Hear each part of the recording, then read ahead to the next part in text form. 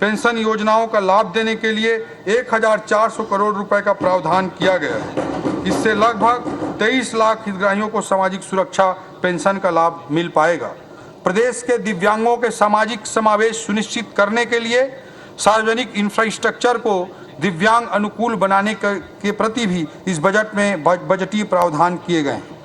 वाणिज्य एवं उद्योग विभाग वर्तमान उद्योग नीति की समीक्षा करके नई उद्योग नीति जारी की जाएगी।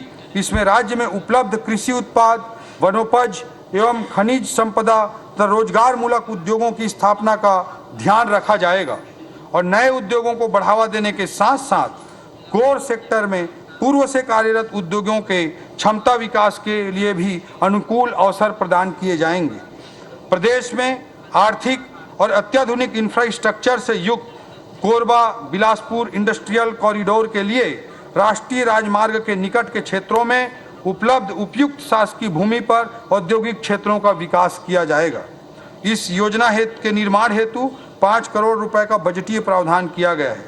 नए औद्योगिक पार्कों की स्थापना हेतु 60 करोड़, फूड पार्क की स्थापना हेतु 50 करोड़, लागत पूंजी अनुदान हेतु 200 करोड़ एवं ब्याज अनुदान हेतु 50 करोड़ रुपए का प्रावधान किया गया है।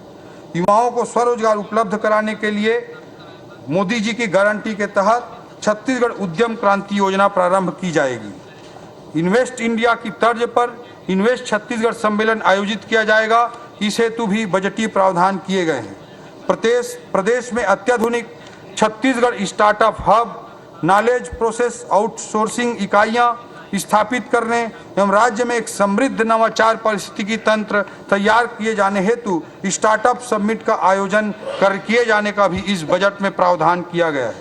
जिला कोरबा में एल्यूमिनियम पार्क की स्थापना किए जाने हेतु 5 करोड़ रुपए का बजटीय प्रावधान किया गया है।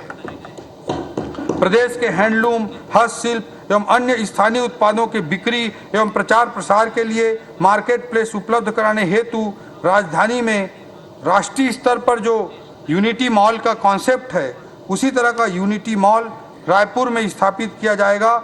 स्थानीय उत्पादों को बढ़ावा देने के लिए इसकी लागत लगभग 200 करोड़ रुपए होगी और इसके लिए 80 करोड़ रुपए का इस बजट में प्रावधान होगा। 50% सेंट्रल से मिलेगा। ऊर्जा विभाग 5 HP तक के कृषि पंपों को वार्षिक 7,500 यूनिट तक निःशुल्क विद्युत प्रदाय हेतु 3,500 करोड़ रुपए का प्रावधान किया गया है। योजना में 6,96,000 कृषि पंपों को लाभ मिलेगा। हाफ बिजली बिल योजना अंतर्गत 43,34,000 घरेलू उपभोक्ताओं को 400 यूनिट की खपत तक हाफ बिजली बिल योजना का लाभ प्रदान किया जा रहा है। इसके लिए 1,274 करोड़ रुपए का प्रावधान किया गया है। कृषि पंपों के ऊर्जीकरण हेतु 200 करोड़ रुपए का बजटीय प्रावधान किया गया है। कृषकों को सिंचाई की सुविधा हेतु सोलर सिंचाई पंपों की स्थापना हेतु 670 करोड़ रुपए का बजटीय प्रावधान किया गया है। बीपीएल उपभोक्ताओं को प्रति माह 30 यूनिट की खपत पर निःशुल्क बिजली प्रदान की जाती है। इस हेतु एकल बत्ती कनेक्शन योजना अंतर्गत अनुदान मद में 540 करोड़ रुपए का प्रावधान किया गया है। सौर सामुदायिक सिंचाई योजना अंतर्गत 795 हेक्टेयर कृषि भूमि को सिंचित करने के उद्देश्य से 30 करोड़ रुपए का बजटीय प्रावधान किया गया है।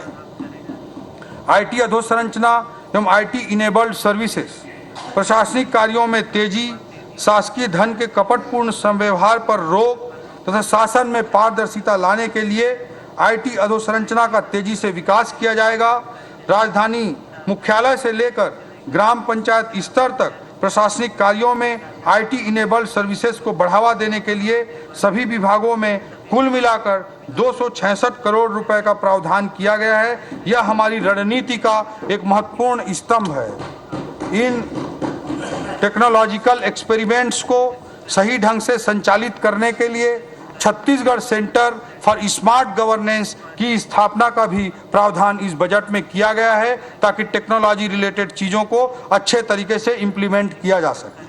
राज्य शासन द्वारा संचालित सभी प्रमुख जन कल्याणकारी योजनाओं की एकजाई मॉनिटरिंग अटल डैशबोर्ड के माध्यम से की जाएगी। इसके लिए 5 करोड़ रुपए का बजटीय प्रावधान किया गया है।